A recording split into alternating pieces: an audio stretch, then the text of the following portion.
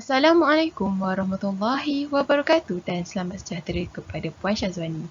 Nama saya Masih Zakarani binti Saidi, nombor matrik 2012-40319, merupakan ahli kumpulan 8. Antara ahli kumpulan saya ialah Yep Jayu, Luqman Hadi bin Muhammad Zamzuri dan juga Jason Tan Yonsong. Hari ini, kami akan membahaskan tentang satu topik yang menarik berkaitan isu bahasa, iaitu penguasaan bahasa Melayu dalam kalangan warga asing. Terlebih dahulu, izinkan saya menerangkan definisi tentang warga asing. Warga asing adalah orang yang mengunjungi sesebuah negara selain tempat kelahiran dengan alasan yang tertentu sebagai seorang pekerja, pelajar maupun pelancong. Mereka menetap di sebuah negara dalam satu tempoh yang tertentu. Seperti yang kita sedia maklum, Malaysia merupakan salah satu negara yang menjadi tarikan warga asing, terutamanya mereka yang berasal dari negara seperti Jepun, Korea, Singapura dan sebagainya. Faktor warga asing mempelajari bahasa Melayu ialah untuk memudahkan komunikasi dengan orang Malaysia. Hal ini demikian kerana kebanyakan warga asing mempelajari bahasa Melayu berhasrat untuk mengunjungi Malaysia pada masa akan datang. Perkara ini merupakan salah satu persediaan awal sebelum melancong atau berhijrah ke Malaysia. Apabila warga asing ini menguasai bahasa Melayu dengan baik, mereka mudah untuk berkomunikasi dengan orang Malaysia dalam pelbagai urusan seperti melihat papan tanda, memesan makanan, bertanyakan arah, menggunakan pengangkutan awam dan sebagainya. Penguasaan bahasa Melayu dalam kalangan warga asing ini penting sepanjang mereka menetap di Malaysia. Salam sejahtera diucapkan kepada Puan Syazwani. Nama saya Jason Tang Yongsun, nombor matrik 2012-42372. Hari ini saya nak membentangkan faktor pendatang asing mempelajari bahasa Melayu, iaitu supaya mereka mendapatkan pekerjaan di negara kita dengan lebih senang dan mudah. Hal ini disebabkan individu yang menguasai bahasa Melayu akan disukai oleh para majikan Malaysia kerana memeluk budaya negara kita.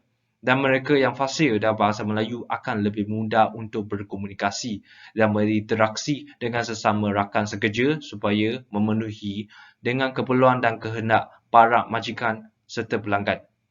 Namun begitu, warga asing yang hanya memahami bahasa mereka akan susah untuk berasimilasi dalam persekitaran budaya Malaysia. Dan ini menjadi sebagai dugaan yang perlu diselesaikan oleh pihak kerajaan. Selamat sejahtera kepada Puan Syazwani. Nama saya Yap Jayu dan nombor matrik saya ialah 2012-42664. Hari ini saya ingin membahaskan tentang faktor warga asing mempelajari bahasa Melayu dan kesan negatif yang dihadapi oleh warga asing apabila menguasai bahasa Melayu. Seterusnya, faktor warga asing mempelajari bahasa Melayu ialah memahami tradisi dan budaya Melayu. Dalam pengetahuan saya, tradisi dan budaya Melayu adalah satu faktor yang menarik warga asing untuk mempelajarinya. Kepelbagaian budaya dan kaum di Malaysia menggalakkan warga asing untuk mengenali pelbagai jenis bahasa, terutamanya ialah bahasa Melayu. Sebagai contoh, budaya dan tradisi seperti pakaian tradisional, khas tangan, perkahwinan dan gaya hidup di Sarawak dapat menarik minat pelancong warga asing untuk mempelajari bahasa Melayu. Oleh itu, warga asing akan lebih memahami budaya dan tradisi warga tempatan di Sarawak dengan kefahaman dalam bahasa Melayu. Assalamualaikum, nama saya Luqman Hadi bin Muhammad Zamzuri, nombor matrik 2012-40315 dan ingin membahaskan tentang faktor penguasaan bahasa Melayu dalam kalangan warga asing dan juga kesan negatif apabila mereka menguasai bahasa Melayu. Faktor penguasaan bahasa Melayu dalam kalangan warga asing adalah untuk mempelajari lebih daripada satu bahasa. Selain daripada mengetahui bahasa ibunda di negara masing-masing, mereka juga tertarik untuk mempelajari bahasa-bahasa lain seperti bahasa Melayu. Terdapat kajian yang mengatakan bahawa bahasa Melayu ini mudah dipelajari. Hal ini mungkin kerana penggunaan bahasa Melayu yang menggunakan aksara atau huruf-huruf A, B, C, D dan lain-lain, yang mana warga asing ini sudah terbiasa menggunakannya apabila mereka menggunakan bahasa Inggeris.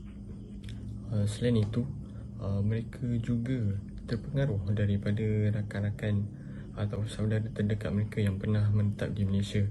Hal ini mungkin kerana saudara atau rakan-rakan mereka tersebut mengatakan perkara yang indah-indah saja terhadap bahasa Melayu.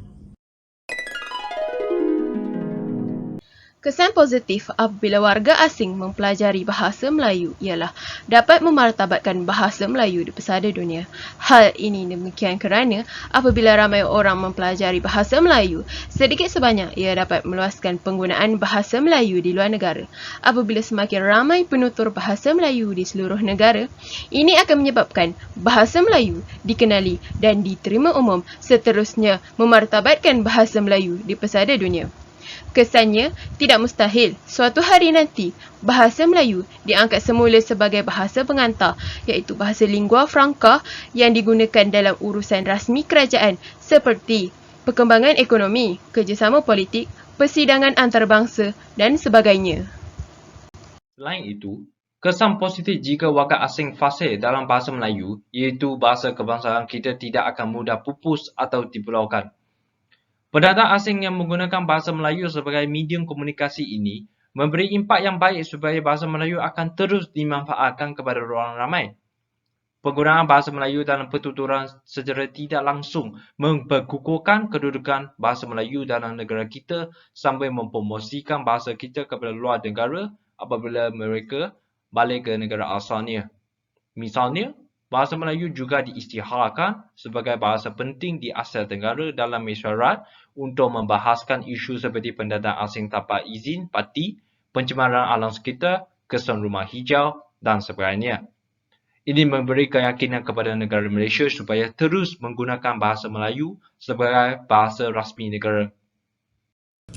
Kesan negatif apabila warga asing menguasai bahasa Melayu adalah akan berlaku persaingan dalam bidang pekerjaan dan penempatan di IPTA. Hal ini kerana ramai warga asing datang ke Malaysia adalah untuk mencari pekerjaan serta menyambungkan pelajaran. Hal ini kerana mereka tahu Malaysia merupakan sebuah negara yang penuh dengan rezeki. Syarikat-syarikat di Malaysia juga memerlukan pekerjanya fasih berbahasa Melayu. Oleh sebab itu, mereka perlu menguasai bahasa Melayu bagi tujuan tersebut. Hal ini juga memberikan sedikit tekanan kepada graduan anak tempatan serta pelajar tempatan untuk mencari pekerjaan serta menyambungkan pelajaran. Hal ini kerana apabila warga asing ini menguasai sesuatu bahasa, khususnya bahasa Melayu, mereka akan betul-betul menguasainya dari pelbagai aspek, dari segi komunikasi, tata bahasa dan lain-lain. Sebagai contoh, kita dapat lihat seorang pengembara dari England iaitu Mak Dan yang telah menetap lama di Malaysia serta telah berkahwin dengan orang Malaysia juga. Boleh dikatakan tata bahasa dan percakapan beliau lebih baik berbanding sebahagian daripada penutur asal bahasa Melayu. Oleh sebab itu, persaingan dalam bidang pekerjaan dan penempatan di IPTA merupakan salah satu kesan negatif apabila mereka iaitu warga asing menguasai bahasa Melayu. Tambahan pula, percampuran bahasa Melayu dan bahasa asing adalah salah satu kesan negatif yang dihadapi oleh warga asing dalam menguasai bahasa Melayu. Oleh sebab itu kerana percampuran dalam kedua-dua bahasa akan menyebabkan kekeliruan apabila kita berkomunikasi dengan seseorang individu atau tata bahasa itu sendiri. Sebagai contoh, pelajar warga asing yang mempelajari bahasa Melayu di Universiti Awam Malaysia melakukan kesilapan bahasa serta mengalami kekeliruan dalam memahami kosakata antara bahasa Melayu dan bahasa Inggeris, iaitu bahasa keluarga.